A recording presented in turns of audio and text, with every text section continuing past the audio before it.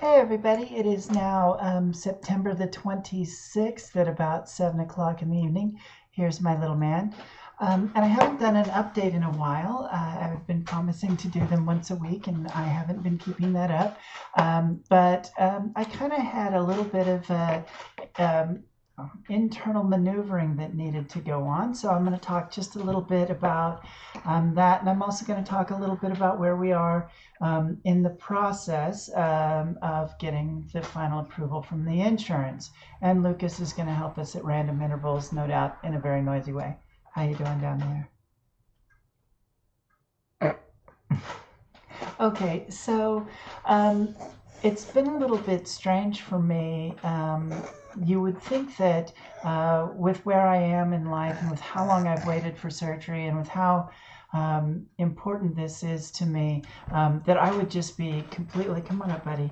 I would just be completely driven to get to surgery right now. And I've actually had some kind of gosh, I don't know, anxiety, distraction, frustration. I've been really worrying about anything else in the entire world except getting the approvals done for the surgery.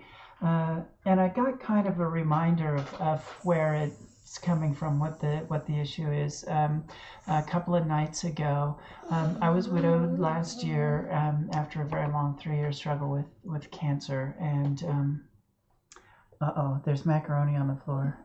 Can you help me get the macaroni off the floor? You want to just put it on the table for me, please? Tom. Thank you. Go get it, buddy. And so I'm moving forward with life, and of course it was not unexpected. It was 3 years coming, and oh, don't eat it. Oh, I just recorded you eating macaroni off the floor.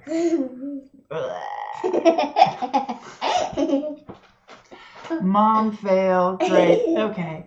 And a couple of nights ago, I had this dream about my wife, and she wanted me to take her back to China.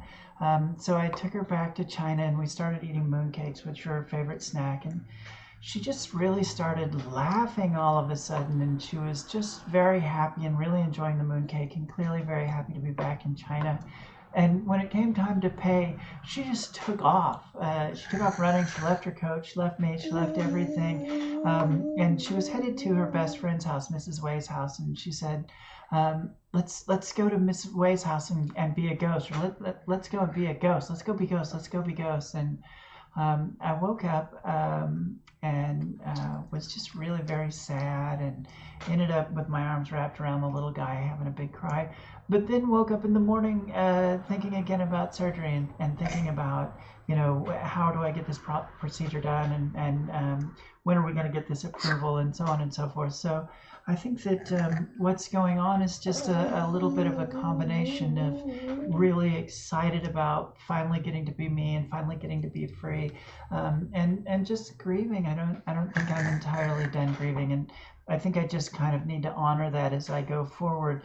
The anniversary of losing her is coming up, and it may fall very, very close to the surgery, and I just need to remain aware that I need to be a little patient with myself, and let myself have moments of grieving as they come up, because it's natural, and you want it to happen. You want to be thinking about the person that you lost, and honoring their memory, and hoping very much that she's happy now, that's really what her world is like now, wherever she is. So anyway, all of that. So doing a little bit of grieving as I go along, getting ready, but now back on track and thinking about how can I do this, when can I do that, and so on and so forth. So I've started a process to make some changes at work, to sort of help me prepare for this time. The role that I'm in right now, I'm the utility person, and what that means is that if a team is in trouble, or a system is not functioning correctly, or we've lost a staff person, I'm the one that goes in and fixes it. I will literally get an email at 10 or 11 o'clock in the morning from my boss saying, hey, I have a meeting that I need you to attend at 1. We've got this problem. And I really like that role. It's really exciting, and I get to go in and be the big bad hero, and put out fires and rescue teams. And I don't know, the best that I could be at it, but I'm successful at helping teams stay functional, or getting too functional if they're not. The problem with that is that the surgery that I'm looking at really has a pretty long recovery time. And I think that I'm going to want a lot of time after that to think about who I am and where I am in my life, and I just find myself less and less excited about the chaos, and more interested in talking about, what can I do for a living that I can do every day. And just by coincidence, one of the teams that I went in to serve recently is opening up a position that is a lead for that position. So it'd be 13 developers and 2 BAs and some business analysts and some other sort of resources that are used intermittently. And that's a really good place for me. That's a right-sized team based on my previous work experience. It's certainly not a shoe-in, but I know the guy who's the manager over the team, and I know the kind of automations that he wants to be building in order to make the processes more natural. And I told both him and my boss today that I'm going to apply for that position. And the hope is that by the time I get to surgery and I get to the time after when I really want to be looking at myself, and even now when I would like to be spending more time looking at myself, that job is still a lot of responsibilities. 13 developers is a handful under any circumstances. But I wouldn't actually be their manager. I'd be their team lead. And it would be the same work that was needed every day. So certainly crises would crop up and issues would crop up, but a lot less chaotic. And I hope that that's a good decision for me. I also made the decision to put Lucas in preschool 5 days a week instead of splitting with daycare, and to put him in the care of his grandma. So here in 2 weeks, we'll switch to a model where he's spending the mornings with his grandma and the evenings. Are you listening to me? Are you figuring all of this out? You're wise to me, aren't you? But anyway, so I really love Lucas's daycare provider. She is the most fantastic woman. But having him with grandma, if he's sick, he can still see grandma. If I need more flexibility about hours, it's easier when it's somebody who's personally involved. And not trying to run a daycare with 7 other kids. And it just feels like a much more low energy way to get Lucas taken care of, while at the same time getting him the preschool experience that I'm really keen for him to have. So I've made that shift. I'm shifting down to a sort of a lower energy level way of managing Lulu. Are you ever low energy? You're just fascinated with that kid in the mirror. Please don't show your food to the film. Let's keep our mouth closed, okay? All right, thank you. Well, I mean, if you want to put food in it, you can open it, but please don't be showing everybody the inside of your mouth. Okay, you understand what I'm saying. So then there's actually what's going on with doctors' offices. Oh, there's one other thing, and that is that I decided that I would like to lose some weight. The 3 greatest risk factors in terms of complications of the surgery that I'm looking at are obesity, smoking, and other issues, digestive issues. If you have other problems going on in your digestive tract, that makes it riskier to be moving things around down there. So I don't have any digestive issues and I don't smoke, but the one thing that I am is a little bit over what would be optimal. I'm within their range, but I'm a little bit on the higher end. So I've started intermittent fasting, which what that is where you don't really control the number of calories that you eat, but you control what part of the day you eat them in. So in my case, I'm having an 800 calorie breakfast, whatever I would like, either for lunch or dinner, but then nothing else. And the idea is that you get a complete burn of the food that you put in before you add more food to it that way. And I think that that's helping me. The scale that I've been using is really confusing. I've either lost 5 pounds or 15. It gives me one response one time I use it, and I think what it tells me is that the scale is broken. But I can tell you that I'm down a size in my waist, and I'm seeing some other just kind of lightening. I feel a lot lighter. It's really weird. You'd think, oh, I'm hungry all the time, I'm miserable. But no, I do occasionally get hungry, but I feel a lot more energetic overall. So, all right, so positioning life, positioning life, positioning life to get to surgery. No, I ask you not to show the inside of your mouth. Thank you. All right, so now on to the actual business of getting approved for surgery. I have been through, and I think I've mentioned this, several psychological evaluations to look at me and make sure that I'm not crazy, which, you know, I may be, but that's not why I want to have the surgery. I've also been through several physical examinations at this point. I've been on hormones for 3.5 years, and I've been living entirely in gender for about 3 years now. So all very good kind of stuff. So we're arriving at this point where I'm a good candidate for surgery. I'm in good health for surgery. I have the financial resources to have the surgery. My insurance covers the surgery. And we're just trying to kind of cross off all the little lines that we need to cross off. So I have to have 3 consultations with the surgeons, and the first one is with the gynecologist, and I've had that one. The second one was with the plastic surgeon, and I've had that one, which, by the way, I have to stop for a second and say the first, I don't know if I've mentioned this before, but the first time that this woman, she walks into this room, it's Dr. Gray, and she introduces herself as my gynecologist. I was like, I don't have a guy. How could I need a guy? There was this real kind of, you know, the reality of the moment when I realized that I'm speaking to a woman, well, she identified herself, you know, who is my gynecologist. How weird is that? I'm gonna go buy myself a speculum just to remember the moment.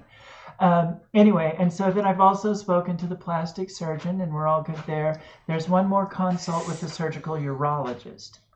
And that's the last of the medical consults. The insurance, though, requires a second opinion on the psychological evaluation that was done. I took a Rorschach in the Memphis multiphasic and have to stay under therapy. I'm with Dr. McCarthy, who is absolutely fantastic throughout this process. And I imagine I'll stay with Dr. McCarthy, you know, well after the procedure is over. Just to deal with the real kind of, this is an amazing depth of transformation. It's really remarkable, even to me, years in it, to be looking at, you know, biologically, psychologically, physiologically female. I still work on it. I still do. But anyway, the insurance does require the second evaluation. Is your plane ready? Yeah. Do you want to show everybody the plane we made tonight? All right, you want to tell everybody what it is? Model airplane. It's your model airplane? Is it a jet airplane or a propeller airplane? Jet airplane. And what is it made out of? Wooden. What does it sound like when it flies? People hold it. Oh, all right. Are you going to fly it now? Mm-hmm. All right. Good job, buddy. Thanks for showing us. Fly slow. Okay, it can be a slow airplane. Yeah. All right. So anyway, so I have to have a second psychiatric evaluation. The good news is that I actually had an evaluation earlier by not a PhD but a master's level psychologist, and my current therapist spoke with her, and she said, yeah, I'd be happy to write Katie's letter. So I don't have to go through the additional screening, which would actually be my third evaluation. So the place where we are today is that I don't know when that lady, Carol Jolly, is actually going to send the paperwork off to KU Med. It may have happened already. The care coordinator at the gender clinic is a nurse named Gay, Nurse Gay. A little bit ironic with the name, very funny. But she's a sweetheart and she's wonderful to work with. So I'll probably call her tomorrow and say, hey, have you heard from her? Because they don't want to give the approval to go visit with the urologist until they're sure they've got the second psychology evaluation in. So once both of those go in, then that's it. The only thing that's left is to get the authorization from the insurance company. I actually don't know that I'm going to be particularly involved in that. One of the services that the Gender Center at KU offers is that they work with the insurance companies. So they may request paperwork from me or may need other involvement from me. But in their advertising material, it says, we'll work with your insurance. So I may have to initiate some things or fax some stuff off, but I don't have a lot of ownership otherwise of what that's going to take. So that's everything. That's an update. I thought I'd just give you just a minute or two of just kind of life and what's going on in life stuff outside of all of that. If you'll notice over my shoulders here, there's a pair of wings. We went to the Renaissance Festival over the weekend, and I think I'll get my phone out and actually show you this. We went to the Renaissance Festival over the weekend, and we saw all the things that you would expect to see at a my chair! We saw all the things that you would expect to see at a Renaissance festival. We saw dragons, and we saw ponies, and we saw wooden swords and knights. And Lucas spotted those wings and told me that he wanted to be a butterfly. Ah, how adorable is that? Ah. So this is my son, the butterfly. Lucas, are you still a butterfly? No. You're not a butterfly anymore? Now you're flying airplanes? So we had this very adorable moment with that. That was my friend Regina gave us free tickets. So thanks very much, Regina, for the free tickets. And then there have just been a couple of funny moments where how absurd my life is, the idea of being an almost 50-year-old trans woman raising a 4-year-old as a single mom. It's just this really crazy proposition. And I had a couple reminders today, so I think I'll just finish on a couple of funny notes. So this woman that I work with was at my desk today. This fell off. Oh, I can put it back on. This woman that I work with was at my desk today, and she picked up my drink and then went, oh, wait, and then said, oh, I'm sorry, this is your drink. I almost drank your drink. And I said, oh, I could have gotten girl cooties. Wait a minute. I want girl cooties. Which just really cracked her up and cracked me up, too. I do want girl cooties. So just, just a funny moment. And then on the way home, this song that I like came on, and I just cranked it up. I'm driving along. I own a little convertible, and so I'm driving along with my convertible, and I'm blah, to this song, and I came around the corner to preschool, or to daycare rather, and there are these moms bringing their children out, and they're all like 20, 22 years old. I'm old enough to be their mother, and I'm here to pick up my child. And they all just looked up at me as I drove up like this, because here's this woman, 48-year-old trans woman, driving up in her convertible, playing For Whom the Bell Tolls at full volume. And just rocking out, and I was just like, my life is just absurd. I could not possibly have planned a stranger life. I'm trying to get girl cooties, and I'm showing up to pick my 4-year-old playing a 40-year-old piece of music. Well, not that old, but this old piece of music that none of those moms could have had a clue what I was thinking about or what I was going on about. So anyway, you guys, I had promised you guys a 1-week stop by, and we needed to see the wooden airplane. Lucas, we're just about to finish. Is there anything you really want everybody to know? Okay. Bah. Bach it is.